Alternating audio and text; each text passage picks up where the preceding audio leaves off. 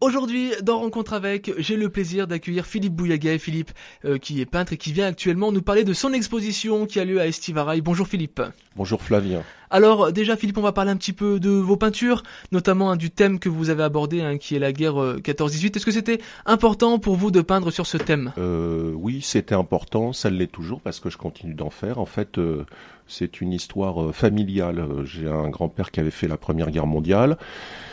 Quand il est revenu, il parlait pratiquement plus. En tout cas, il parlait pas du tout de la guerre et malheureusement, il est mort à la période de Noël. Et ça m'a tout particulièrement perturbé. Donc la guerre de 14 est une chose obsessionnelle. Je pense que de toute façon, c'est dans la mémoire de pas mal de familles, vu que ça a été une boucherie qui a quand même fait 10 millions de morts en tout. Alors, il faut savoir, bien sûr, que vous peignez sans croquis préalable, vous peignez limite sans reprendre haleine. Certains livres disent même en transe.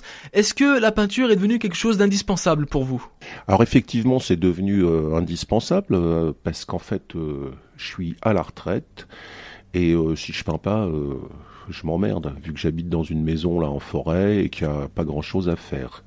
Maintenant, effectivement, dans le catalogue de l'exposition, ils indiquent que je peins sans croquis, à moitié en transe. Bon, ça, sans croquis, c'est vrai. À moitié en transe, je sais pas, c'est une erreur. Parce qu'en fait, si on était en transe, on serait pas en état de peindre. En fait, il y a un côté art brut, là, je me lance dans le bazar sans faire de croquis. Mais après, tout est retravaillé parce que je suis un obsédé de la taille du petit point. Donc, c'est pas en transe. Maintenant, il paraît que ça fait penser à l'art brut parce qu'effectivement... peut-être une énergie qui se dégage des machins. Quels sont vos supports ? Est-ce que vous avez un type de peinture que vous préférez ? J'ai vu notamment sur le livre qu'il y avait des bouteilles qui ont été peintes. Alors effectivement, j'aime bien peindre des bouteilles parce que ça me coûte rien quand la bouteille est vide. En plus, c'est très intéressant. Je trouve ça plutôt marrant d'ailleurs, parce que bon, comme c'est circulaire, il n'y a pas vraiment un début, une fin. Et puis en plus, bon, une bouteille, ça n'a pas la même valeur, disons, qu'un tableau. C'est utile. Maintenant, la peinture, j'utilise de la glycéro industrielle là, avec solvant.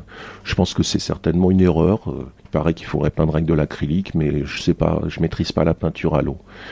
Et puis les supports, c'est des planches en bois que je récupère, des portes de placard, des cantines. En fait, je ne peux pas peindre sur une toile parce que ça coûte cher, ça m'angoisserait en me disant si c'est pas bien, j'ai perdu mes sous, n'est-ce pas ? Je suis auvergnat. Et les planches en bois, j'en récupère dans des bennes ordures, j'en achète à Waldom par plein caddie. Voilà, mais c'est quand même important de le préciser, on peut vraiment peindre sur tout type de support, ce n'est pas réservé uniquement au tableau que l'on pourrait croire. Alors justement, je le rappelle, vous êtes actuellement exposé à Estivarail au musée du XXe siècle, on peut retrouver toutes vos œuvres, enfin du moins la plupart. Alors vous peignez sur la guerre, mais vous peignez pas sur la guerre, on va dire au niveau du front, au niveau des combats, vous peignez surtout sur la souffrance, le désarroi, l'angoisse, tout ce qu'il peut y avoir à côté de cette guerre. Oui, effectivement. D'ailleurs, c'est peut-être un souci parce que je connais quand même relativement bien l'iconographie de la Première Guerre mondiale, je suis passionné par les bandes dessinées, j'admire Jacques Tardy. Maintenant, le problème, c'est que je ne sais pas faire. Alors le souci, c'est qu'en fait, je suis pas certain que je peigne la Première Guerre mondiale, si ce n'est que bon, pour qu'il y ait quand même un point de repère avec la Première Guerre mondiale, les soldats sont en bleu, les Allemands, parce qu'il faut être poli, ont des casques à pointe. Maintenant, je pense que c'est plus une sorte de traumatisme, de délire antimilitariste, peut-être anti-religieux d'ailleurs, parce que je crois pas en Dieu. Et puis tous ces symboles religieux donnent une dimension un peu mystique, mais je me demande, enfin, je m'interroge sur pas mal de choses. Et puis bon, c'est aussi des expériences graphiques, les tableaux sont pas tous identiques.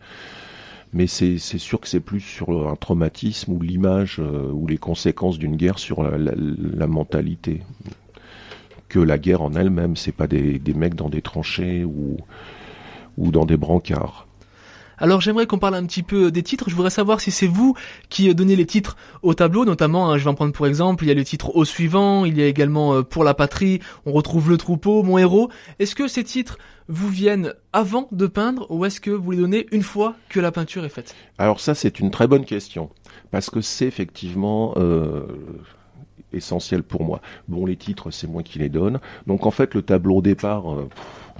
Je sais jamais où je vais. Des fois, je me retrouve dans des espèces d'impasses. Mais tant que j'ai pas trouvé le titre, je sais pas comment le finir. Parce que pour moi, le titre, qui d'ailleurs est marqué sur le tableau, se doit de donner un sens supplémentaire.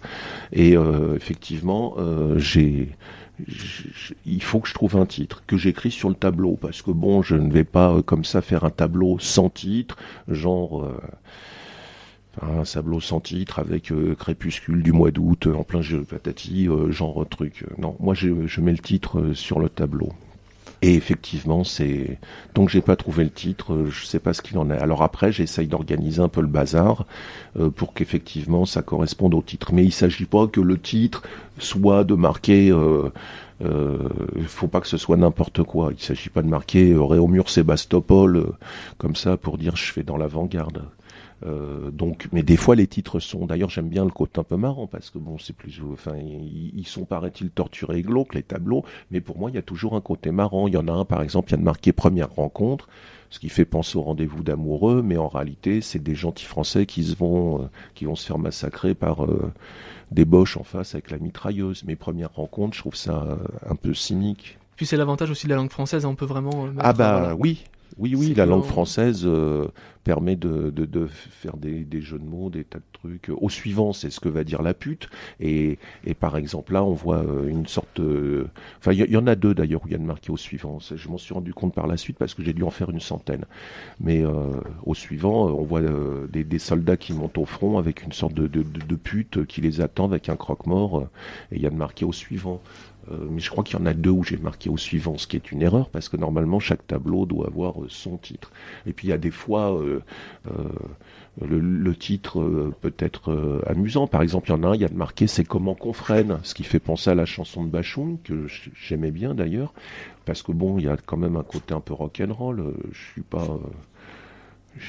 Enfin bon, c'est une question de génération, puis...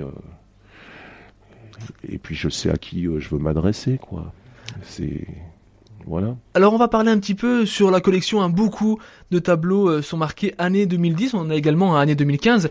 Donc voilà, est-ce qu'il y a eu un petit temps mort entre l'année 2010 et 2015 ou est-ce que c'est vraiment les tableaux voilà qui se suivent chaque année et puis d'autres qui vont arriver sûrement. On en parlera un petit peu plus après ça. Ben en fait, c'est une erreur. Enfin, c'est même pas ça. C'est-à-dire que quand le conservateur du musée là est venu à la maison, on a pris une trentaine de tableaux. Bon, j'en ai fait beaucoup plus, mais il fallait que ça rentre dans le camion, machin. Et puis quand il m'a demandé de quelle période étaient les tableaux, je lui ai donné une date. Mais en fait, j'en fais en permanence. Et dans le catalogue, je ne pensais pas qu'il serait aussi précis. Il y a une année de marqué pour les tableaux. Mais en fait, il y en a que j'ai fait il y a assez longtemps. Puis je continue d'en faire et je ne mets jamais de date au tableau, donc je suis incapable de vous dire que celui-ci est de novembre 2012 ou 2013. Donc ça, effectivement, c'est un peu une erreur parce qu'on a l'impression qu'ils ont tous été faits au même moment et puis qu'après il y aurait plus rien. Il y a simplement que je les date pas. Et puis dans le catalogue, je ne savais pas qu'il fallait que ça se fasse. Il y a l'année du tableau, il y a les dimensions, ce qui d'ailleurs est vraiment très bien. Le catalogue est haut de gamme. Là, la postface là, de la dame qui est photographe, je l'ai lu 2 fois sans bien comprendre d'ailleurs parce que... C'est vraiment fait professionnellement. Ouais, c'est professionnel, c'est très haut de gamme et puis j'ai découvert des trucs sur moi parce qu'elle analyse les tableaux, tout. T'as l'impression d'être un putain d'artiste, c'est bien quoi. Moi, j'ai plus un côté ouvrier. Enfin, je fais ce que je peux et puis le baratin qui va sur l'explication m'intéresse que moyennement. Je voulais parler un petit peu d'avenir, on va rentrer dans la période d'avenir. Alors vous nous avez dit bien sûr que vous peignez tout le temps, sans arrêt. Est-ce que vous avez comme idée ou comme projet d'autres expositions, d'autres peintures ? Oui. Alors effectivement, je peins tout le temps. Le seul ennui, c'est que ne faisant pas de croquis, puis étant dans un état des fois de stress ou de fatigue, c'est pas du tout ce qui était prévu. Mais je vous ai dit, si je peins pas, je m'emmerde. Maintenant, d'autres expos de prévues, j'en ai quelques-unes de prévues qui sont calées. Une à Brive-Charensac, à la médiathèque, une autre à Saint-Germain-la-Prade, ça c'est en Haute-Loire, et une à Retournac, en Haute-Loire, au musée de la Dentelle. Et puis d'autres, mais qui sont pas en Haute-Loire. Maintenant, c'est quand même un peu galère de trouver des expos parce qu'il faut téléphoner, et puis je suis pas un très bon vendeur. Voilà, c'est vrai qu'il y a énormément de communication à faire pour trouver les expos. Est-ce que, en parlant de communication, est-ce que vous avez un moyen de communication internet ou autre où l'on peut partager avec vous, ou tout simplement, voilà, vous retrouvez? Eh ben là-dessus, je suis resté très punk et amateur. De temps en temps, je mets un petit clip sur YouTube, un diaporama là. Par exemple, j'étais passé à FM43 pour d'autres types de travaux. J'ai réussi à faire un diaporama. Donc, à part quelques diaporamas qui sont sur YouTube, il n'y a pas grand-chose. J'ai pas de site internet, je ne sais pas faire. Et puis, je suis pas très branché au monde de la communication, du buzz. Tout ça, je suis pas très doué pour ça. J'habite dans une ferme, je suis isolé. C'est pas mal, c'est tranquille. Donc voilà, il y aura quand même un diaporama de l'interview d'FM43, ça, on peut vous si j'arrive à podcaster, voilà. On va tout faire, oui. en tout cas pour ça. En tout cas, merci beaucoup, Philippe, d'avoir répondu. Une petite, un petit plus. Alors oui, je tenais à remercier Laetitia Tardieu de la médiathèque de Chasse-Puzac. Alors ça tombe comme un cheveu dans la soupe, mais c'est une personne que j'estime beaucoup. Et mais c'est bien de le dire. En tout cas, merci beaucoup, Philippe, d'avoir répondu à nos questions, d'avoir participé à Rencontre avec. En tout cas, on espère que cette exposition continuera sur sa lancée. On vous rappelle que vous pouvez retrouver les œuvres de Philippe Bouillaguet à Estivarail jusqu'au janvier au musée d'histoire du XXe siècle. En tout cas, merci beaucoup, Philippe, et à bientôt. Merci Flavien, et c'est tout. Voilà.